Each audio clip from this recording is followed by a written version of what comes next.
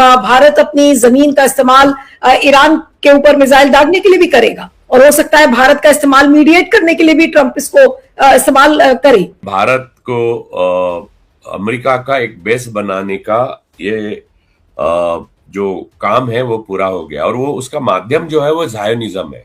पूरे हिंदुस्तान की साख को, गरिमा को, संप्रभुता को, आजादी को इजराइल के हाथों, नेतन्याहू के हाथों बेच दिया। एक वॉर क्रिमिनल को, एक हेट मॉन्गर को बेच दिया। कल मैंने देखा ऋषिकेश में एक मंदिर में यहूदी हमारे लोगों को, भारत के ब्राह्मणों को आने नहीं दे रहे। जो हमारे पास सप्लाई लाइन नहीं है ऐसा इजरायली लोग कहते हैं, तो कहते हैं नहीं सप्लाई लाइन क्यों, हमारे पास 1.4 बिलियन लोग हिंदुस्तान के हैं ना। पहली प्रतिक्रिया मैं जानना चाहती हूं कि आज 6 दिन बाद मोदी जी की चुप्पी टूटी और उन्होंने कहा कि भारत डायलॉग और डिप्लोमेसी में और रूल ऑफ लॉ में विश्वास करता है, और दूसरी तरफ फॉरेन सेक्रेटरी विक्रम मिस्री ने आज खमाइनी के लिए कंडोलेंस बुक में साइन किया।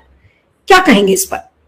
अगर हम पकड़ते हैं, और चाबहार पोर्ट जिसका मोदी जी ने 2024 के इलेक्शन के टाइम में बहुत फक्र से कहा था अपने गोदी मीडिया के लोगों को कि वो मैंने तो कर दिया चाबहार, वो पोर्ट भी ईरान में था।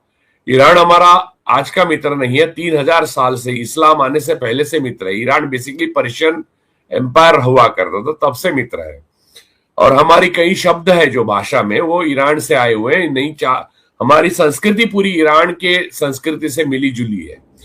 तो ऐसी स्थिति में खामेनी की जो और ईरान की जो क्षति हुई, उनके यहाँ पर सिर्फ खामेनी की मृत्यु नहीं हुई, 165 करीब बच्चियों को मारा गया बर्बरता के साथ। और उसके बाद जो आपने अभी कहा, युद्धपोत जो है अमेरिका की, वो घात लगा के हिंद महासागर में बैठी थी। और जो हमारे यहाँ मेहमान आए थे ईरान के, जिन्होंने सेल्फी ली हमारे बच्चों के साथ, यहाँ पर शॉपिंग अपने बच्चों के लिए, और वो जा रहे थे अब बड़े बड़े विश्वास के साथ जा रहे थे कि हिंद महासागर में है, कोई टेंशन नहीं है, भारत के दोस्त है। उनको 100 लोग उनमें से मारे गए, और जो बचाए गए वो श्रीलंका ने बचाए, हिंदुस्तान ने कुछ भी नहीं किया। ये सारी बातें जब अगर एक तरफ आप रखेगी, तो मिस्री का वहां पर जाकर डायरी में साइन करना, कंडोलेंस, कंडेम नहीं, कुछ भी नहीं मायने रखता मेरे लिए, कुछ भी नहीं।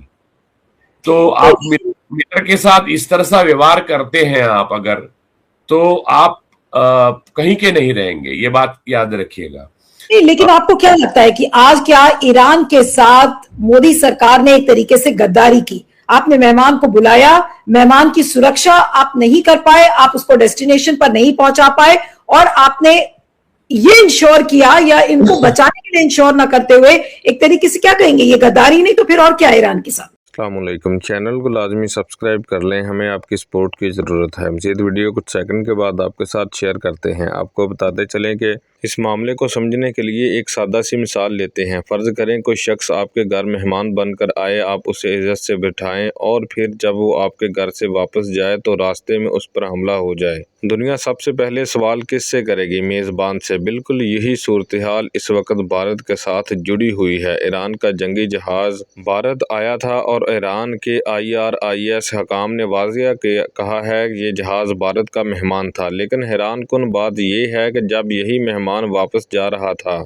तो रास्ते में उसे निशाना बना दिया गया। अब भारतीय मीडिया में भी सवाल उठ रहे हैं कि आखिर ये कैसे हुआ और क्यों हुआ। कुछ भारतीय तज्ज़ियाकार तो यहाँ तक कह रहे हैं कि इस वाक़े ने ईरान के साथ एतमाद को शदीद नुकसान पहुँचाया है और नरेंद्र मोदी ने ईरान के साथ गद्दारी की है। तो चलिए आपको आगे की वीडियो दिखाते हैं। नहीं, ईरान के साथ गद्दारी तो उन्होंने इजराइल जाकर ही की है, क्योंकि इजराइल को वो 2 दिन की यात्रा के लिए गए। आपको ये लगता है कि उनको मालूम नहीं था ईरान पर हमला होने वाला है? सारी विश्व जानता था कि ईरान पर हमला होने वाला है, किसी भी वीकेंड पे होने वाला है, और वही वीकेंड होगा शायद, वो भी लोग जानते थे।